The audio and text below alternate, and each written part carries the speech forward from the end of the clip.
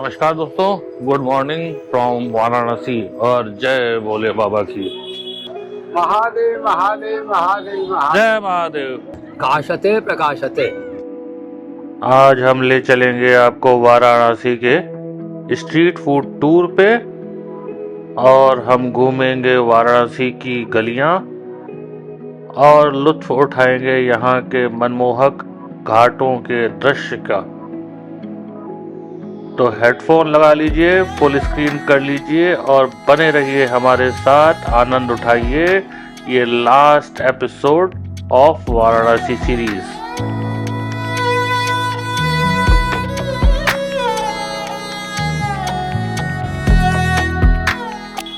हम लोग आज अपना बिताने वाले हैं लास्ट दिन वाराणसी शहर में और आज हमारा टारगेट है कि हम लोग अगेन घाट पे जाएंगे, नाव में घूमेंगे और 80 घाट को एक्सप्लोर करेंगे।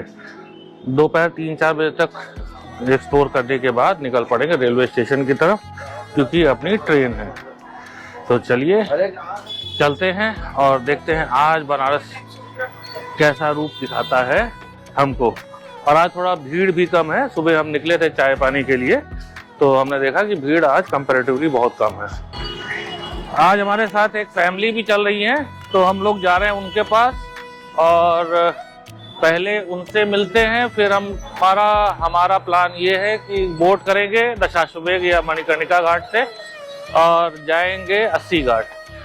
तो थोड़ा सा 80 घाट पे टाइम बिताएंगे, गंगा जी की वाइब्स का आनंद उठाएंगे और फिर देखते हैं क्या करते हैं वहाँ पे।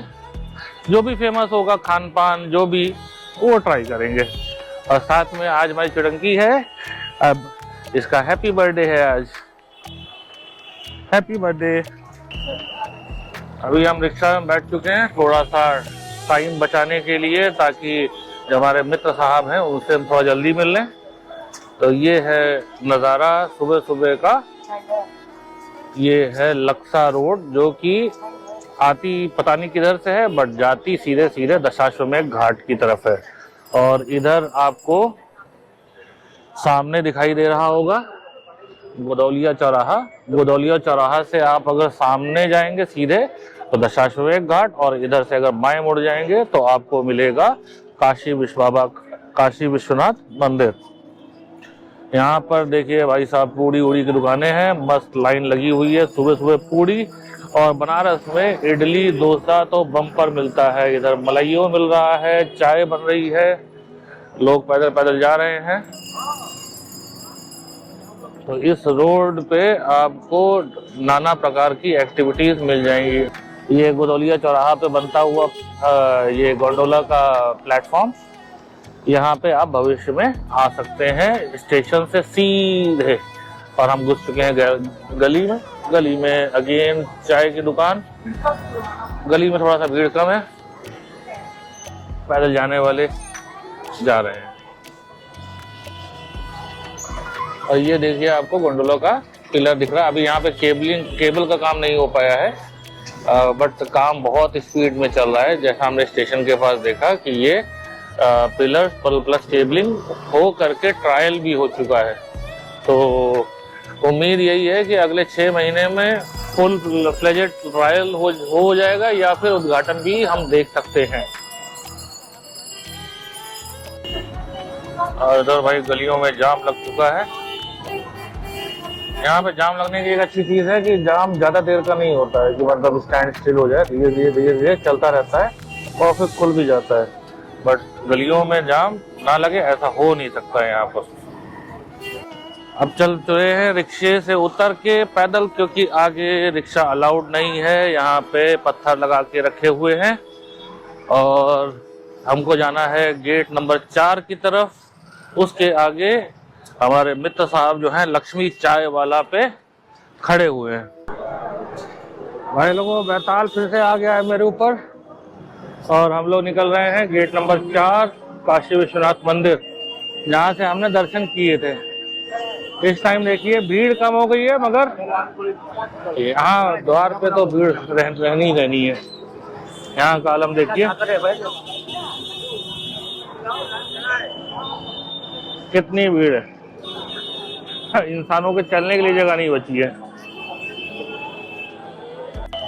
भाई हम लोग आ गए गौरी शंकर कचौड़ी वाले, ये दुकान है। हमने तो सोच के पैसा दे दिया कि यहाँ मिलेगी हींग की कचौड़ी, बढ़िया ताजी तली जा रही है। यहाँ पैसा भी रख लिया 50 रुपए और फिर टोकन दे दिया। बोले कि टोकन लेकर के आप दूसरी दुकान पर जाओ, उधर कहीं गली में है, और वहां पर फिर आपको कचौड़ी दी जाएगी। ये है जगह, धन्यवाद हिंदुस्तान की भीड़ का। भीड़ देख लो, भीड़ देख लो। और कचौड़ी का टोकन यहाँ से और दुकान उधर, इधर से आप आओगे इधर गली में, गौरी शंकर। हाँ, और वो दाहिने हाथ पे आपको दिखाई दे रही है गौरी शंकर कचौड़ी वाले, वहां पे आपको मिलेगी हींग की कचौड़ी, देखिए लिखा हुआ है। और ये रेट्स हैं, रेट्स आप देख लीजिए पॉज करके, और अपना कचौड़ी एंजॉय करिए। अब आपको टेस्ट करके बताते हैं।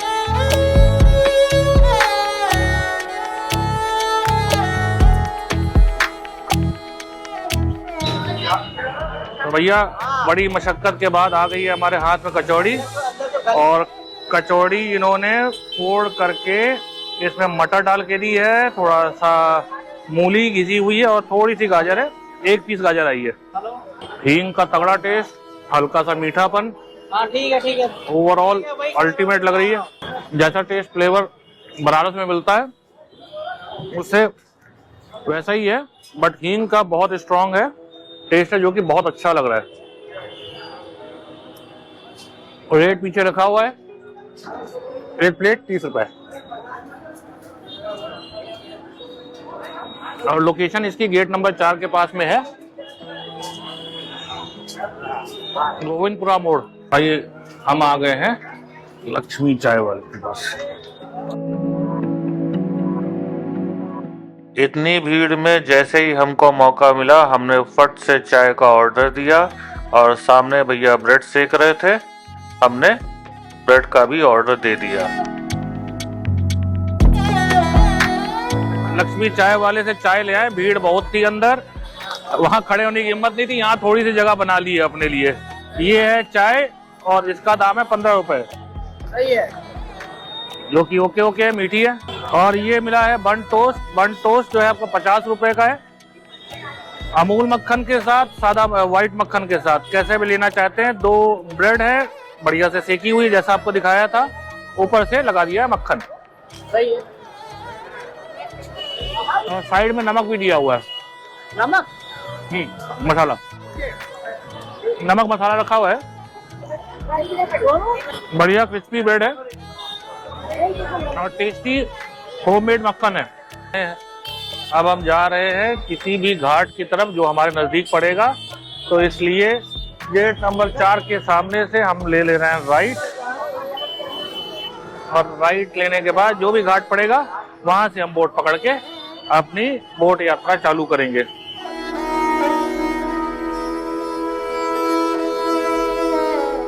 यहाँ पे बनारस आइए तो गलियों में ही घूमने का आनंद है, सड़कों पे घूमने का आनंद नहीं है।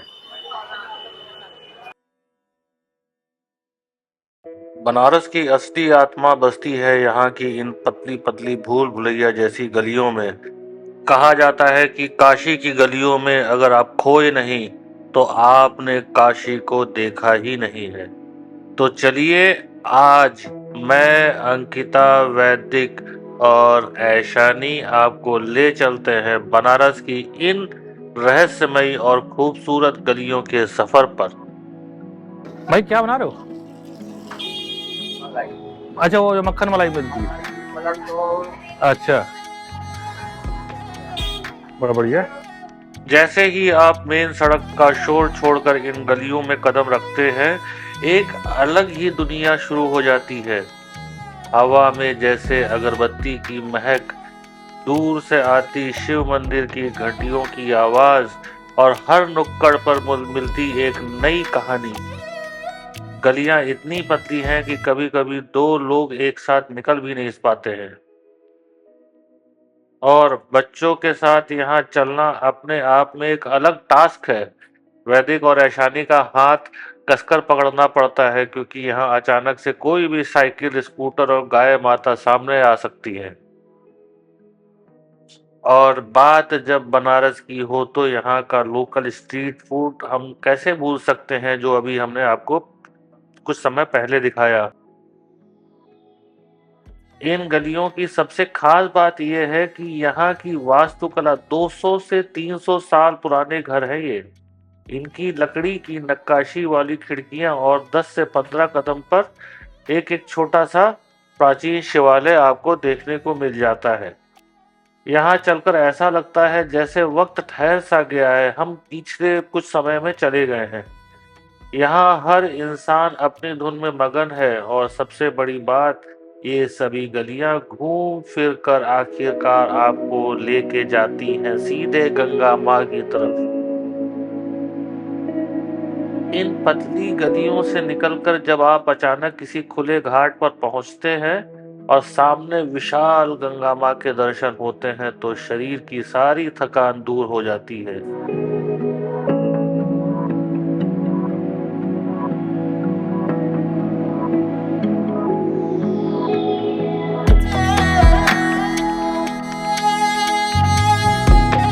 अब हम पहुंच गए हैं घाट पर। तो दोस्तों, ये काशी की गलियों का रियल और अनफिल्टर्ड एक्सपीरियंस कैसा लगा, हमारे साथ कमेंट में अपने विचार साझा करिएगा।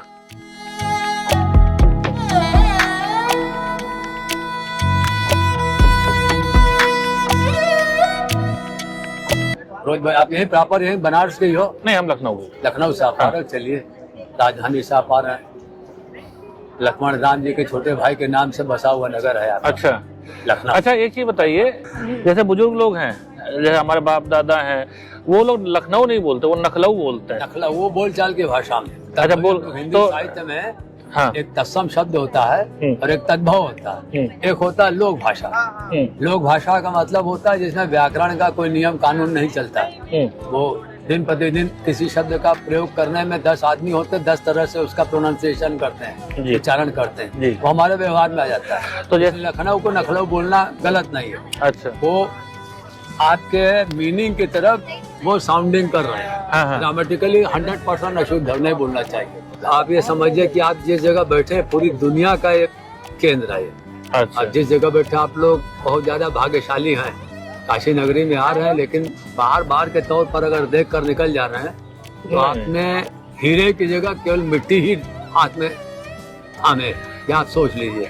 इसलिए फर्स्ट टाइम हमारे जरा रूबरू हुई है इस शहर से कायदे से। इंस्टा वगैरह फॉलो करेंगे अलग चीज है, उसमें सारी चीजें ऑथेंटिकली आपको मिलेंगी। हम लोग जो जेहन वाली बात करते हैं ना, दिमाग वाली बात, उसके लिए आपको हमसे बात करने की जरूरत ही नहीं है, क्योंकि रिलीजियस बुक्स वगैरह पब्लिकेशन कंपनी जितनी है ना, बहुत सारी किताबें छापते। गीता प्रेस का नाम सुना होगा, वर्ल्ड की फर्स्ट एंड लार्जेस्ट है वो।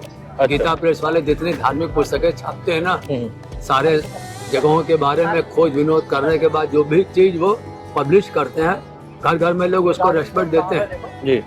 लेकिन वो सारी चीजें हुई क्या ना कि आपके रियलाइजेशन के लेवल में नहीं है। Unless and until you realise it yourself in person, जब तक खुद से आप उन चीजों को अपनी जिंदगी में महसूस नहीं करेंगे, वो सारी जानकारी आपकी बाहर रह जाएगी। इसीलिए बोलते हैं कि जेहनी तौर पर हमारे इस काशी को कोई जान नहीं सकता, ये महसूस करने की जगह है जी। काशी का तो पहले समझिए 4 नामों से इसको हम जानते हैं पूरी। अच्छा, तो काशी, आनंदवन, दूसरा नाम, पहला नाम मेन काशी। पहला बताइए फिर से। काशी, काशी, यहाँ काशी है। काशते प्रकाशते, उसके बाद आनंदवन, आनंद कानन, आनंदवन आनंद कानन एक साथ। अच्छा, वन कानन में थोड़ा एकदम आनंदवन आनंद कानन एक शब्द है दोनों में, लेकिन अंतर है मीनिंग में थोड़ा। अच्छा। थर्ड नाम इसका है वाराणसी। फोर्थ नाम है बनारस। ये देखिए, वाटर पुलिस घूम रही है यहाँ पे बनारस में, जो कि सबको जैकेट एनफोर्स कर रही है कि आप लोग पहनिए, वरना चालान कट जाता है आपका। बीच नाव में नौका विहार करते हुए भाई लगवा दिए किनारे पे और लग गई है पेनाल्टी इनके ऊपर। हम सब फिर से सवार हो गए हैं नाव पे और नौका विहार करने के लिए इस बार ले लिए प्राइवेट बोट। दोपहर के ठीक 12 बज रहे हैं और बनारस की उन सकरी और भीड़ भाड़ वाली गलियों से निकलकर अब हम पहुंच चुके हैं विशाल गंगा माँ के बीचों बीच। एक पल के लिए ऐसे लग रहा है जैसे सब कुछ शांत हो गया है, सर्दियों की इस खिली हुई सुनहरी धूप में नाव में बैठकर घाटों को निहारना कितना आनंदमय है। सच में ऐसा लगता है जैसे आप किसी पुरानी पेंटिंग के अंदर आ गए हों।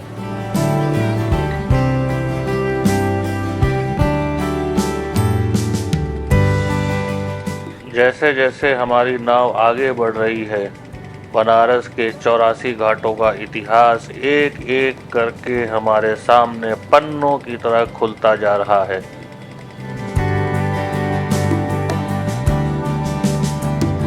गाय घाट से हमारी नाव धीरे धीरे गंगा की लहरों पर आगे बढ़ रही है। यहाँ से शुरू होता है बनारस के घाटों का वो असल नज़ारा, जहाँ हर घाट अपनी एक अलग कहानी सुनाता है। ठंडी हवा और ये सुकून। चलिए सफ़र में आगे बढ़ते हैं। दोस्तों, ये है नमो घाट, जिसे पहले खिड़किया घाट नाम से जाना जाता था। यहाँ कदम रखते ही सबसे पहले आपकी नज़र है 30 से 75 फीट ऊंची इन विशाल नमस्ते करते हुए स्कल्पचर्स पर, जो हमारी भारतीय संस्कृति की अतिथि देवो भव और सूर्य देव को प्रणाम करते का प्रतीक है।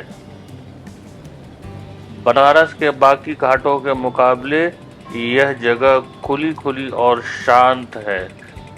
अगर बात की जाए इस घाट के फैक्ट्स के बारे में, तो नमो घाट भारत का ऐसा पहला घाट है जो पूरी तरह से व्हील चेयर और स्ट्रॉलर फ्रेंडली है। यही नहीं, प्रदूषण को कम करने के लिए यहाँ देश का पहला फ्लोटिंग CNG स्टेशन भी बनाया गया है। नमो घाट की इस खूबसूरत और मॉडर्न वाइब को पीछे छोड़ते हुए हमारी नाव अब धीरे धीरे गंगा की लहरों पर आगे बढ़ रही है। और अब हमारी नाव बनारस के सबसे प्रसिद्ध दशाश्वमेध घाट के सामने से गुजर रही है। लेकिन दिन की इस सुनहरी धूप के बीच इस घाट को देखना एक अपना अलग ही आनंद देता है। और अब हमारे सामने से निकल रहा है भव्य दरभंगा घाट।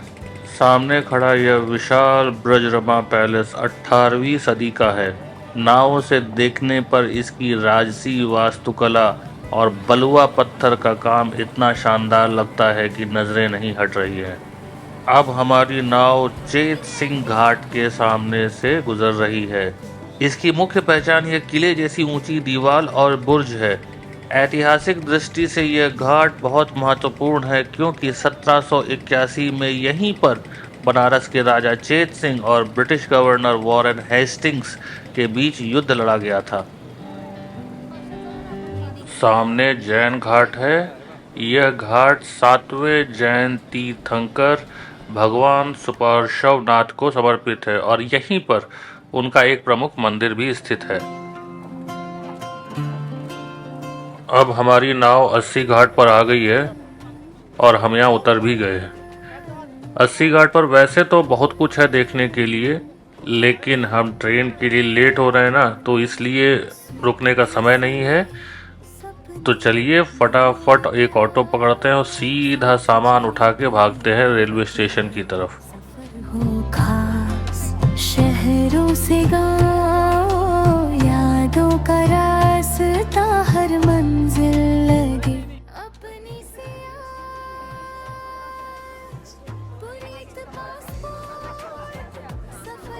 दौड़ भाग करते करते हम लोग पहुंच गए वाराणसी जंक्शन पे, और इसी के साथ हमारी ट्रेन भी शायद हॉर्न भी दी है। तो इस ब्लॉग का अंत करते हैं। ये था हमारा बनारस का सीरीज, और अब हम मिलेंगे आपसे नए ब्लॉग में, जिसमें हम जाएंगे किसी नई लोकेशन पर, नई जगह पे, नई एनर्जी के साथ। तब तक के लिए नमस्कार।